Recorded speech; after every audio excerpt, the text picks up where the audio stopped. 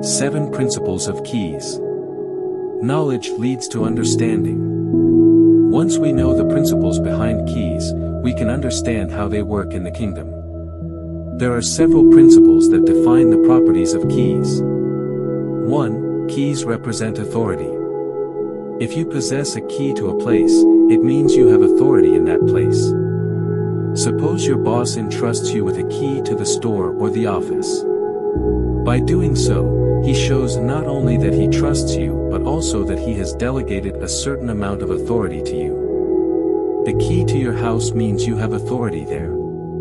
The key to your car gives you authority to drive whenever you want to. Christ says, "I am giving you the keys of the kingdom of heaven." I am giving you authority in heaven, the same authority I have. What an awesome gift! Few of us have done more than just scratch the surface in learning what this means. 2. Keys represent access. A key gives you instant access to everything that key opens. The secret is in knowing what the key opens. The keys of the kingdom of heaven give us immediate access to all the resources of heaven. But we have to know how to use them. So often we limit ourselves by trusting or believing only in what we can see with our eyes or reason out with our minds. A kingdom mindset completely changes our perspective. When a pagan king sent his army to capture the Hebrew prophet Elisha, the prophet's servant was terrified one morning to find the army surrounding the city. "Oh, my lord, what shall we do?" the servant asked. "Don't be afraid," the prophet answered. "Those who are with us are more than those who are with them." And Elisha prayed, "O Lord, open his eyes so he may see." Then the Lord opened the servant's eyes, and he looked and saw the hills full of horses and chariots of fire all around Elisha. As the enemy came down toward him, Elisha prayed to the Lord, "Strike these people with blindness." So he struck them with blindness, as Elisha had asked. 2 Kings 6:15b-18. Elisha's servant was frightened by what he saw around him, but he didn't have a key. Elisha had a key, unlocked heaven, and brought down an angelic host to protect them. The prophet tapped into a principle that took him to a system that made that pagan army look like toy soldiers by comparison. When you have the keys of the kingdom, you have no lack and no crisis because the king is greater than them all. Jesus said he would teach us to walk in that kind of authority, access, and confidence. 3. Keys represent ownership.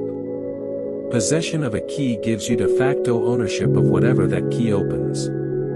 Therefore, when you possess the keys of the kingdom of heaven, you have ownership of heaven on earth. Jesus said, "Whatever you bind on earth will be bound in heaven, and whatever you loose on earth will be loosed in heaven." In other words, you own on earth whatever is going on in heaven. This means that you should never judge how your life is going simply by your circumstances. Suppose you get laid off from your job. It would be easy to get scared and stressed out because you have a family, bills to pay, no money. That's your circumstance. As a kingdom citizen with the keys of the kingdom, however, you have ownership of heaven on earth. You can be confident and even rejoice in the prospect of a bright future because you have a source of supply and provision that those outside the kingdom cannot even conceive of. So go have a prosperity party. The king is preparing to bless and prosper you in a completely unexpected direction. When you own the resources of the king, you are never destitute. 4. Keys represent control. If you possess the key to something, you control it. You control when it opens, when it closes, and who gets access to it. A key helps you control time. In other words, you decide whether to open it up at 8 o'clock or 10 o'clock or 6 o'clock or whenever. This gives you control over when something comes. If you need something now, you operate a key. One day, the Hebrew prophet Elijah met a poor widow gathering sticks at the town gate. This was during a severe drought. He asked her for a drink of water and a piece of bread. "As surely as the Lord your God lives," she replied, "I don't have any bread, only a handful of flour in a jar and a little oil in a jug. I am gathering a few sticks to take home and make a meal for myself and my son, that we may eat it, and die." Elijah said to her, "Don't be afraid. Go home and do as you have said. But first make a small cake of bread for me from what you have and bring it to me, and then make something for yourself and your son. For this is what the Lord, the God of Israel says, the jar of flour will not be used up and the jug of oil will not run dry until the day the Lord gives rain on the land." She went away and did as Elijah had told her. So there was food every day for Elijah and for the woman and her family. For the jar of flour was not used up and the jug of oil did not run dry, in keeping with the word of the Lord spoken by Elijah. 1 Kings 17 verses 12 to 16. The truth of the widow's circumstances was that she and her son were about to starve. Elijah approaches and makes a bold, some might even say selfish, request. "I know you don't have much, but feed me first and then yourself and your son. Trust in the Lord, He will take care of you." This was not selfishness. Elijah was offering the woman a key. Once she took it, she had control. By faith and obedience, she unlocked heaven's larder and brought down for herself and her family supernatural provisions that sustained them until the drought ended. Her entire life and mindset shifted from the circumstances of want and privation to a kingdom perspective of unlimited abundance. 5.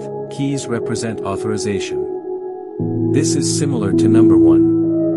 Authorization means to be given the authority to act in the name or in the stead of whoever gave you the authority.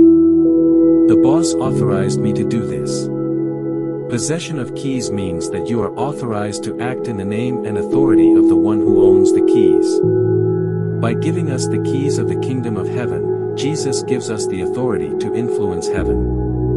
He has authorized us to act in His name and on His authority to request whatever we wish that is in accordance with His will and purpose.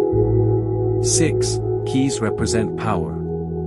Whoever gives you keys gives you power at the same time. This is similar to control. You have control, power, over whatever you possess the keys for.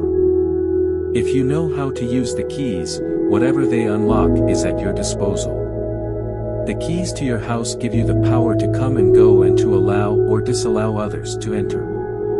When Jesus gave us the keys to the kingdom, He gave us power in heaven. Whatever we bind on earth affects heaven, whatever we loose on earth affects heaven, whatever we close on earth, heaven closes. Do we really have that much power as kingdom citizens? Yes. The King does not want us to live as victims of the earth system, so He has given us the ability to tap into a realm that is invisible but absolutely real and can literally affect the physical earth. This is why Christ was able to live an abundant life in times of crisis. He had power from heaven, and He has given that power to us. 7. Keys represent freedom. When you have keys, you are free to go in and out. You are free to lock and unlock, to open and close. The keys of the kingdom give us freedom from fear and all the other limiting emotions of an earthly system. I used to wonder why Jesus was so carefree, so calm, and so in control no matter what was happening around Him. It was because He had the key of freedom. One day Jesus was asleep in the back of a boat while His cabinet, some of whom were fishermen, sailed it across the Sea of Galilee. As happens frequently on that body of water, a severe storm blew up suddenly.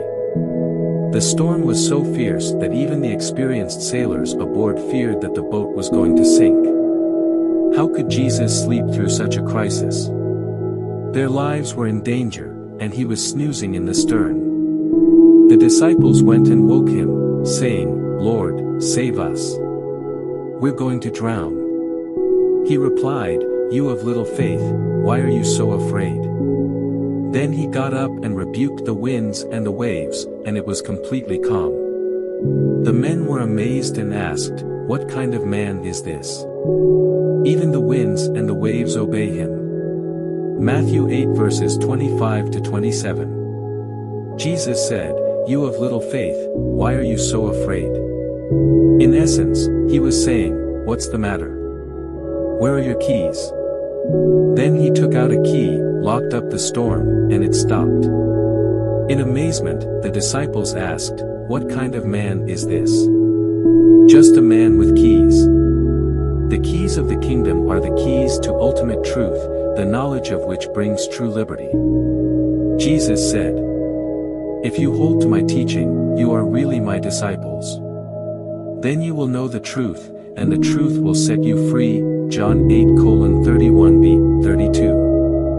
By teaching, Jesus is not referring so much to scripture verses as much as the principles, laws, and precepts contained in those verses. Freedom comes in knowing the truth. Truth alone is not what sets you free. What sets you free is the truth you know. The keys of the kingdom can bring you into the knowledge of the truth.